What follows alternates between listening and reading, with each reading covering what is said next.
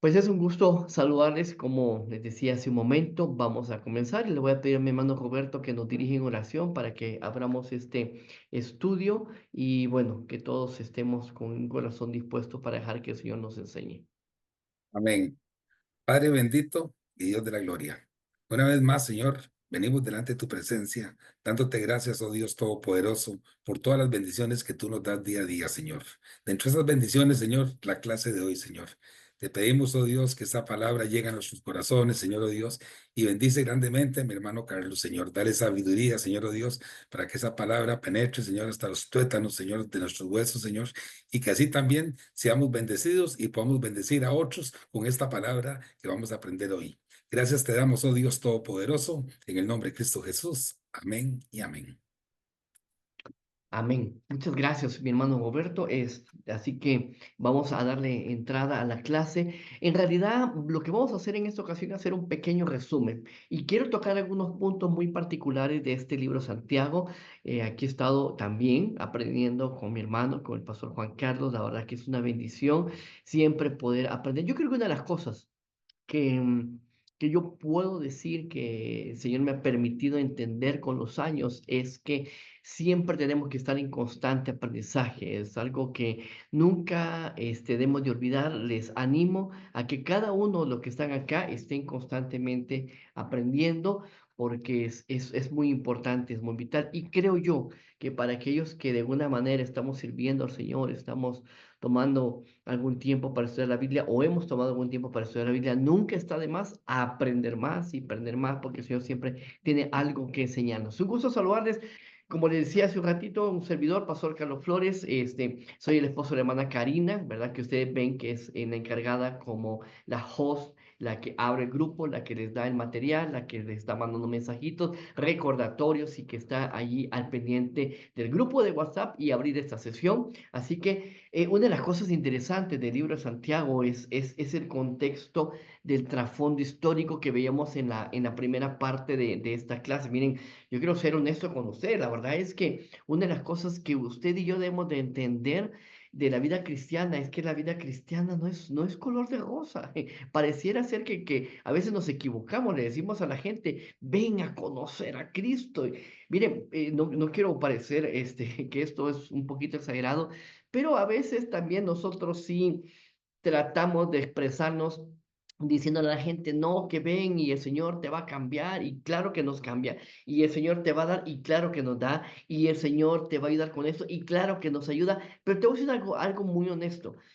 Yo creo que uno de los grandes errores que hemos cometido como cristianos es dar una perspectiva incorrecta del evangelio. Y pareciera que todo está, gira alrededor de, ah, bueno, sí, si me hago cristiano me va a ir bien, entonces voy a tener dinero, voy a tener carro, voy a tener casa, voy a tener propiedades, voy a tener un buen trabajo, no voy a enfermarme de salud, de ningún tipo de enfermedad. Y de repente te das cuenta en el camino que comienza a suceder algo curioso, y algo curioso es que tu familia te rechaza cuando no entiende la decisión que tú has tomado por seguir a Dios, que de repente tú ves que tu salud no es la mejor, cuando de repente ves que hay situaciones donde se viene en algún caos de una situación financiera en nuestra vida, alguna situación del trabajo, y no todo parece ser tan fácil, pero el contexto histórico que nos está planteando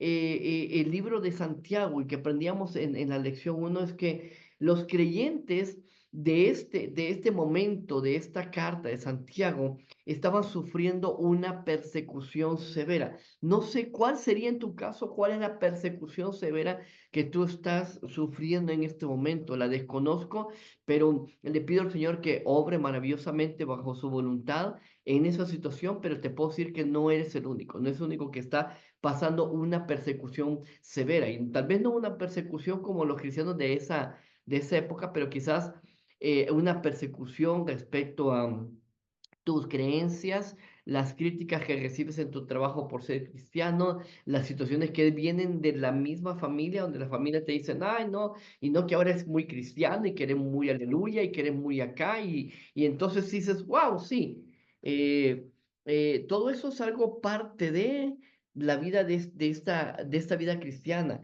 Y esos cristianos de esta época estaban viviendo esto. En este momento, otra parte del contexto histórico que nos platicaba el pastor Juan Carlos es que habían sido expulsados de la sinagoga, es decir, el hecho de que ellos plantearan otro esquema de pensamiento, el cual obviamente venía de Cristo Jesús, porque habían aprendido del Maestro, era algo pugnante. Yo no sé cuántas veces te ha pasado, pero eso muchas veces pugna cuando no crees lo mismo que todos han creído por años. Todos han creído tal cosa, tal religión, tal esquema, pero muchas veces resulta que no es tal cual como o no simpatiza con las ideas que tienen los demás. Entonces, e incluso algunos en el contexto que veíamos del trasfondo histórico han sido separados de sus propias familias por causa de Cristo Jesús. Ahora, yo voy a ser honesto contigo, muchos de nosotros en la mayoría de contextos latinos no hemos sido expulsados o no hemos sido más que en algunas ocasiones ligeramente marginados, ¿verdad? Porque a veces pues no te invitan a la pachanga, a la fiesta, al baile y a tomar y a todo esto. Pero ¿sabes qué? Creo que, creo que es parte de lo que debemos de aprender a tener un equilibrio y muchos han perdido trabajos y han tenido sus propios negocios y han sufrido boicoteo, que es todo el trasfondo histórico. Entonces, estos creyentes sufrieron persecución, fueron expulsados, algunos separados de sus familias y unos perdiendo trabajos y negocios. Así que Jacob escribe con tres propósitos principales, y así que espero que lo tengas anotado, subrayados, te animo a que lo subrayes, aunque en el material, si lo imprimiste en blanco y color, también blanco, negro y a color, viene en letras rojas resaltado el hecho que hice. De hecho, estoy en la página 4 de este estudio, del primer material que les mandamos, es animales en medio de su aflicción. Es parte de los objetivos, de los propósitos que tiene Jacob al escribir a estos hermanos, corregir ciertos errores que se encontraban entre ellos. Y yo creo que uno de esos errores era pensar que al venir a esta nueva vida en Cristo iba a ser todo normal e iban a ser aceptados por los demás judíos. Acuérdense que hay algo importante históricamente en este lugar. Porque alguna gente dice, ay, es que a mí me hubiera gustado vivir en esos tiempos bíblicos porque muy bonito y toda la hermandad, pero te puedo asegurar que no era muy bonito. En realidad los judíos vivían bajo un esquema religioso. No estoy diciendo que estaba mal lo que ellos hacían, ni estoy juzgándoles, pero te puedo decir que ellos venían de esa raíz cultural de la ley judía. Ellos aprendían todo el Pentateuco o lo que le llamamos la Torá de memoria. Entonces, prácticamente eso era algo cultural para ellos, era algo religioso y era normal. Inclusive, digamos, cumplir la ley, así, desde cualquier situación moral a situaciones de salud, como vemos en Levítico y Números, todo era normal para ellos. Y que de repente esto tenga un giro completo, se gira y se dé vuelta a todo esto, la verdad es que para ellos es mucho impacto. Entonces, podemos decir en cierta forma que el judío de esa época vivía de una manera religiosa o vivía bajo la religión, digamos, de creer únicamente en la ley, porque no podían concebir que había un Salvador, un Señor, un Cristo, es decir, un Mesías que podía haber dado la vida sin tener que haber llegado a una guerra campal, ni levantarse en armas, ni entrar en un caballo blanco y con un séquito. Jesús entró con esa humildad que nos enseñó. Así que otro de los objetivos, de los tres propósitos de este tema que Jacob nos plantea en el libro de Santiago y que me encanta, creo que esa es la parte más bonita, es que es enseñarles, dice, cómo vivir en un tiempo de desánimo y aflicción. Yo quisiera ir un poquito más y voy a ir al segundo material, si lo tienes por ahí a la mano. Mira, me gustaría compartirte algo en esta ocasión que tengo la oportunidad y sé que el pastor Juan Carlos lo ha hecho porque es alguien que también trabaja con familias, con personas que pasan situaciones de dolor, situaciones de tragedia, situaciones de pérdida. En mi caso, yo he trabajado con un ministerio también adicional que permite que podamos ver esto de una perspectiva tan bonita como nos la planteó el pastor Juan Carlos. Y saben que me gusta esta forma en cómo el pastor les ha estado compartiendo en el material del segundo material que les entregó, es cómo nosotros podemos traer todo esto a nuestra mente, traer toda esta lectura del libro de Santiago y poder hacerla viva o de viva voz en nuestra vida. ¿A qué me refiero? Dice Santiago capítulo 1, versículo 13, cuando alguno es tentado, no diga que es tentado de parte de Dios, porque Dios no puede ser tentado por el mal, ni él tienta a nadie. ¿Saben? Esta carta nos anima a entender de que podemos vivir situaciones de prueba. Sin embargo, en este caso nos dice Santiago, el libro de Santiago, que no nos da una perspectiva de que pensemos nosotros que somos tentados por Dios. Siempre el enemigo va a buscar alternativamente la forma de desanimar tu vida. Y, y algo que me gusta, que es una pregunta bastante interesante que vemos en el material en la página 2, es una que dice así: ¿cómo respondieron ellos frente a su aflicción? A la aflicción que ya vimos en el contexto del primer material que ya vimos y que hemos estudiado, eh, viviendo toda esa aflicción, viviendo toda esa persecución, viviendo toda esa pérdida, viviendo todos esos problemas familiares, cómo ellos responden. ¿Sabes? Yo te haría esa misma pregunta y lo que yo quería decir hace un rato era lo siguiente. Mira, podemos aprender muchísimo en la Biblia, podemos leerla, pero una de las cosas más importantes es aprender a aplicar estos principios a nuestra vida. Te voy a regalar una lección corta de la Biblia, donde hay tres, o podríamos decir que hay tres tipos de aplicaciones. Esto no está en el material, si quieres anotarlo por ahí, pero el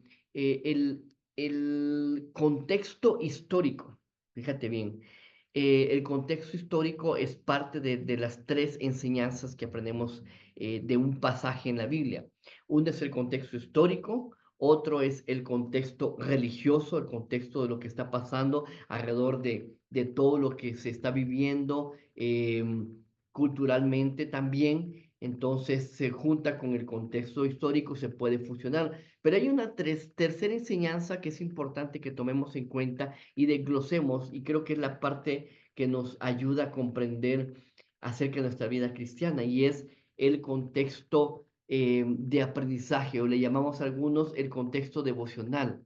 Entonces, el contexto devocional es aquel en el que tú aprendes o sacas la lección de lo que has visto. Por ejemplo, si tú ves esta persecución, todo este planteamiento del libro de Santiago, si tú vas al Antiguo Testamento y ves las situaciones que pasó el pueblo de Israel, el pueblo judío, ante las adversidades, como cuando Moisés se presenta delante de Faraón, como cuando Dios se le aparece a Moisés, cuando Josué va y se le hace un encargo de ir y conquistar Jericó. Todo esto nos sirve como un ejemplo para entender qué estaba pasando históricamente, qué estaba pasando religiosamente y cómo eso nos puede servir a nosotros para aprender una lección de vida. El material que ustedes tienen dice que una de las características de la forma de cómo ellos respondieron a esta aflicción es que ellos empezaron a autocompadecerse. Y fíjate que te voy a leer textualmente el pequeño párrafo del material que dice: así como nosotros acostumbramos a hacer muchas veces, es decir, el autocompadecernos, siendo humanos con una orientación terrenal, no siempre vemos desde el punto de vista de Dios lo que Él hace en nuestra vida. ¿Sabes? Yo quisiera llamar ligeramente tu atención a ese estudio y que, ap- que aproveches la riqueza del material que te compartimos en 5E en cada materia, particularmente en esta donde estamos viendo un contexto de sufrimiento, un contexto que puede parecerse en algún momento en algo que tú estás pasando, padeciendo o sufriendo o llevando en la vida, y de cómo nosotros podemos también caer en esto, en autocompadecernos, en a veces también otras características que yo puedo ver en nosotros como cristianos, como seres humanos, es guardar, guardar todo aquello, guardar, guardar. Y pareciera a veces que somos como, como un contenedor de basura, que le estás metiendo basura, basura, y hay un momento en que ya rebalsa y no puede más. Y en ese momento nos damos cuenta que estamos llenos y contaminados de todo aquello que no hemos querido procesar correctamente. Entonces, creo que vale la pena que cuando tú pienses que estás pasando por una situación, te des cuenta que Dios te ha dado las herramientas en los ejemplos, en la palabra, en los salmos que te dan consuelo, en los grupos como estos que encuentras amigos y hermanos en Cristo, en grupos de oración donde puedes compartir tus necesidades. Allí puedes en un contexto completo darte cuenta de cómo puedes dejar que Dios te ayude. Así que dice aquí algo que me gusta de esto, se lo voy a leer literal del material que dice: Israel respondió de esta manera en el desierto. Ellos empezaron a murmurar, que es otra de las cosas de cuando estás en problemas, a veces comienzas a murmurar o de los hermanos o a quejarte de tu situación. Y hacemos muchas veces nosotros lo mismo. Dice, cuando curiosamente las cosas no salen conforme al plan que nosotros habíamos esperado en nuestras vidas. Y nos enojamos y nos justificamos. Otra de las características del ser humano cuando no quiere, del cristiano que no quiere someterse a la voluntad perfecta de Dios soberana, que Él tiene algo. Mira, te lo voy a poner de esta manera. Cuando nosotros estamos en una situación apremiante, difícil, profunda, sufrida, dolorosa, etcétera, nuestra mente se nos cega. O sea, no podemos ver más allá de lo que Dios tiene preparado para nosotros. ¿Sabes? Dios está permitiendo en este momento que tú pases lo que estás pasando, lo que estás viviendo, con el propósito de hacerte aprender algo en particular y que ese algo sirva también para, como dice Colosenses, llevar consuelo unos a los otros, llevarles soporte o ayuda a unos a los otros. Entonces, créeme que lo que estás viviendo, ya visto en la práctica, no solamente el estudio de Santiago como un libro tan maravilloso que estamos desglosando con el pastor Juan Carlos, sino como algo que podamos poner en práctica ya en este momento en lo que estamos pasando. Así que quiero animarte em, a que veas esa perspectiva o trates de orar, pidiendo a Dios, ayúdame a ver la perspectiva, la visión que tú tienes de lo que yo no alcanzo a ver. Tú y yo alcanzamos a ver hasta aquí, ¿verdad? Hasta donde está el problema, donde está el sufrimiento, donde estamos pasándola mal, pero resulta que eh, eh, Dios tiene algo mucho mejor preparado para ti en medio de eso, en medio de la situación. Y, sabes, mucha gente ha aprendido que aquellas cosas que han pasado en su vida han sido para bendición de otras personas, porque ahora tú le puedes comprender mejor a esa persona a la que puedes ayudar más adelante. Así que quiero animarte que revises el material. Hay una parte donde dice que una fe viva vence la tentación. Es decir, ¿cómo puedo tener una fe viva? La fe viva es aquella donde tú te planteas todos los días, a pesar de lo que estás viviendo, el hecho de dejar que Dios te hable acerca de su palabra, en que tú le hables a través de la oración y que dejes que el Espíritu Santo te pueda guiar, le puedas pedir dirección y le puedas pedir consuelo para que puedas eh, conservar ese estado en el que, aunque estás pasando por esa situación, te mantengas firme, ecuánime, te mantengas parado sobre el agua como le costó a Pedro. Recuerda esa ocasión cuando se encuentra de frente a frente con Jesús y dice: wow, yo veo, cuando en principio veían un fantasma, pero después se dieron cuenta que era el Señor Jesús, y de repente el primer atrevido dijo: no, pues yo quiero ir para contigo, yo sí me aviento y vámonos al agua, y comenzó a caminar y comenzó a darse cuenta que confiando en Dios y poniendo su mirada en Jesús, es cuando las cosas comenzaron a funcionar bien y comenzó a caminar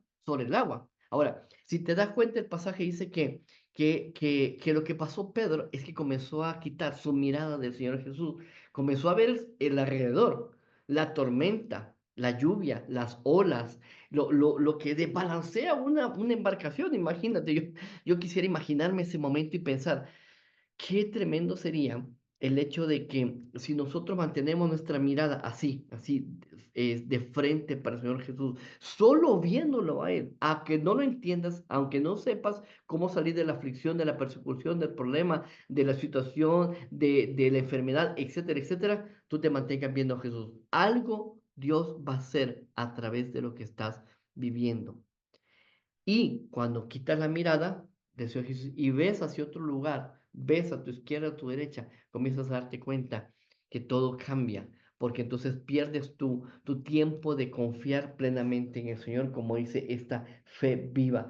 Nuestra vida es diferente de muchas maneras a la de los cristianos del primer siglo, es decir, de estos que estamos hablando de Santiago. Sin embargo, la naturaleza humana no ha cambiado en tantos siglos. Todavía respondemos en forma semejante a la de ellos cuando pasamos por circunstancias difíciles. ¿Cómo lo vieron ellos? Con autocompadecerse, con aflicción, con desconfianza, con miedo, quizás con incertidumbre, incluso con temor de sus otros hermanos judíos por el rechazo de que les estaban bloqueando el trabajo a las familias y los estaban haciendo a un lado. Importantísimo esto. Así que quiero animarte a considerar. em, que en tu vida debe haber algo constante entre lo que tú lees, estudias y oras y en el comportamiento que tú tienes. Como dice esta nota que nos dejó el pastor Juan Carlos en su material, no hay gran diferencia entre el cristiano del primer siglo. De hecho, fíjate, te lo voy a poner así, no habría gran diferencia si hubieras vivido en aquel tiempo. Muchos anhelan, he escuchado tanta gente decir, pues yo quisiera haber vivido porque si yo hubiera estado allí, yo hubiera defendido a Jesús, yo lo hubiera seguido, yo hubiera agarrado de sus pies, yo no lo hubiera soltado, yo hubiera... Pero te puedo asegurar que viendo la fuerte persecución de la cual era el Señor Jesús, viendo las críticas, viendo que estaban así a una nada de apedrearlos una tras otra, te puedo asegurar que tú y yo hubiéramos tambaleado en cualquier momento. Nos hubiéramos puesto en esta misma situación como seres humanos porque es nuestra naturaleza. ¿Dónde está la clave entonces? La clave es tener una fe viva que nuestra mirada esté fija en Cristo Jesús, que aunque estés con la tormenta al lado, que estés con el problema, te mantengas firme, que aunque veas que todo viene mal, te mantengas ecuánime sobre las aguas de pie, pero viendo a Jesús, porque viéndolo a Él, no te vas a venir para abajo, no te vas a hundir. Y fue justamente el momento en el cual Pedro comenzó a hundirse en el agua, cuando comenzó a ver su alrededor y dejó de ver a Jesús. Quiero dejarte con esa inquietud, con esa forma de tener esta aplicación, de esta forma de aplicar el estudio de la Biblia en tres puntos, principalmente en este último, en aplicar a nuestra vida cada pasaje, cada circunstancia, cada ejemplo. Dice la Biblia en Hebreos que todas estas cosas, y está hablando de todas, o sea, hablando de todo lo que está aquí en la palabra del Señor, fueron escritas para nuestro aprendizaje. ¿Para qué? Para que nosotros nos viéramos en este espejo. O sea, hagamos la Biblia como un espejo, te lo pongas así frente a frente y te das cuenta, ah, por descuidarme en esta área, puedo estar a punto de pecar como este personaje de la Biblia, como estar en el descuido de no confiar y poner mi mirada en Jesús. Estoy a punto de hundirme, estoy a punto de ahogarme en esta situación, como, em, como cuando Moisés tuvo que enfrentarse al faraón, tuvo que hacerlo poniendo su mirada y su confianza en Dios, a pesar de que Moisés no tenía ni siquiera, vamos, diríamos ahorita, ni siquiera una pistola con que defenderse hasta los ejércitos de Faraón, cuando era un hombre de guerra, un hombre con ejércitos, un hombre poderoso. Pero no hay poder más grande que el poder de Dios en nuestra vida. Acuérdate de eso. Acuérdate que David no mató al gigante. En realidad quien mató al gigante fue Dios, usando la vida de David. Tú y yo podemos ser como David, tal vez débiles. Quizás podemos ser delgados, tal vez no podemos tener todos los recursos, no podemos tener todo lo que quisiéramos, no tenemos el alcance para muchas cosas, pero tú y yo tenemos el alcance de tener a un Dios maravilloso, grandioso, que respalda nuestras vidas en cada momento de nuestra existencia en esta tierra. Así que te quiero dejar con esta idea. ah, y algo que me gusta de la parte del material de la vez anterior es cuando en la página 6 dice que una fe viva, y con esto quiero tener este repaso para no quitarles más su tiempo y que solamente englobemos lo que ya hemos visto, es que una fe viva produce resultados prácticos frente a la aflicción. Después de tratar el problema de los resultados negativos que se han manifestado frente al sufrimiento, Jacob contesta la pregunta principal: ¿cómo deben responder en medio de la aflicción? ¿Qué deben hacer? ¿Cómo debes responder tú en medio de la situación que estás viviendo? ¿Qué debes hacer? Cuando ellos confíen en Dios y se den cuenta de su buen propósito para su vida, la fe viva producirá resultados prácticos en su vida diaria. Voy a darte este rápido, es que está en Santiago, capítulo 1 versículos am, 19 en adelante. Dice: por esto, mis amados hermanos, todo hombre sea pronto para oír, tardo para hablar, tardo para irarse, porque la ira del hombre no obra la justicia de Dios, por lo cual, desechando toda inmundicia y abundancia de malicia, recibid con mansedumbre la palabra implantada, la cual puede salvar vuestras almas. Dice adelante: pero sed hacedores de la palabra y no tan solamente oidores, engañándonos a vosotros mismos. Bueno, hermanos, la respuesta la tiene Dios, la ha dejado aquí en este pasaje, el no ser únicamente oidores, sino que hacedores, es decir, tomar la palabra y confiar aun cuando en esa tormenta que estás viviendo, en esa situación, en esa persecución, en lo que sea, no entiendas. Te digo, yo, de igual manera como tú y como nosotros, como familia, no hemos entendido muchas cosas muchísimas veces.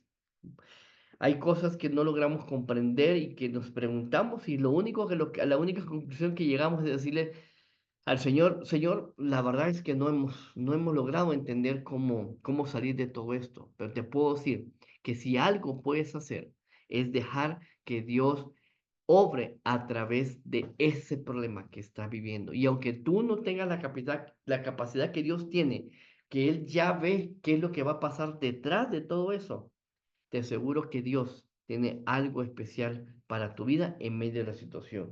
Así que, mis amados hermanos, quise tomar un poco del material primero y el material segundo que les compartió el pastor Juan Carlos, decirles que podemos ver en diferentes circunstancias, como cuando estamos aprendiendo a a que aquellas situaciones que vienen a nuestra vida podamos procesarlas o pasarlas por el filtro del Señor antes de pasarlas por el filtro de nosotros, que es imperfecto, que es inhumano, que es doloroso, que es triste. Y eso no significa que tú y yo no vamos a pasar momentos de aflicción, no vamos a tener momentos tristes, incluso en medio de un sufrimiento profundo, no significa que nuestras lágrimas, nuestras tristezas no van a brotar. Significa que a pesar de eso, vamos a continuar firmes con la mirada puesta en Cristo Jesús.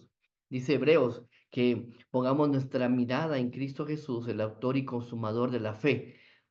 ¿Por qué dice que es el autor y consumador de la fe? Porque a través de Jesús es que hemos llegado a ser salvos, y Él fue que a través de su sacrificio fue el que consumó todo lo que habría que hacer, que cualquiera no pudiera haber hecho, y que ninguna buena obra que pudiéramos haber hecho pudiera haber sido suficiente para lo que Jesús ya hizo por nosotros. Mis amados hermanos, eso es lo que yo puedo comentarles, platicarles, resumirles de este material. Quiero agradecer su tiempo, su paciencia, su puntualidad, el hecho de que estén en este grupo. Manténganse en el grupo allí con el hermano Juan Carlos, viendo esta clase. La verdad que es muy interesante, es un excelente maestro, pues es de nuestros mejores maestros en 5E, y puedo decir que Dios les puede seguir enseñando a través del hermano.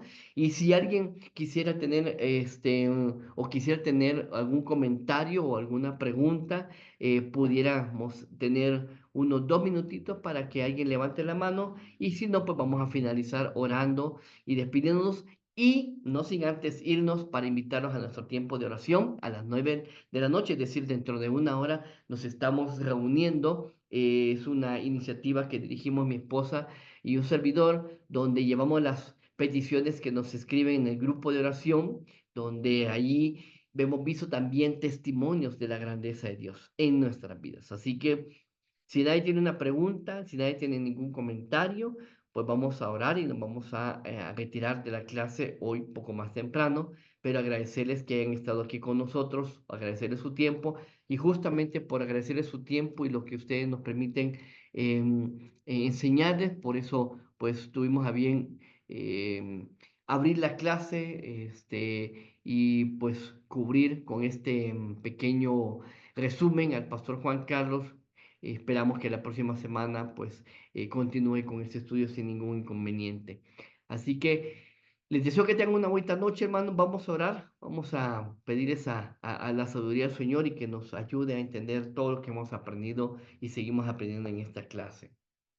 Señor y Padre, gracias. Gracias, Señor, por esa oportunidad que nos da de tener este resumen, de enseñarnos que a pesar que estamos quizás en unas circunstancias parecidas a todos nuestros hermanos aquí, de los cuales habla Jacob en el libro de Santiago, podemos, Señor, ver que de alguna forma, Padre nuestro, tú estás también tratando con nosotros. Es decir, no, ellos no son muy diferentes a nosotros, también pasamos por situaciones en las que estamos padeciendo una crisis o algo que tengamos que procesar en nuestra vida, que tú nos des las fuerzas para poderlo hacer y que podamos tener este aliento de vida a través de ti, Señor, y que tú nos enseñes qué es lo que quieres mostrar en nuestra vida, para qué estamos viviendo situación, no tanto el por qué, Señor, porque a veces el por qué quizás nos lo vas a revelar en la eternidad, pero sabemos que el para qué es parte de tu plan porque nos permites también,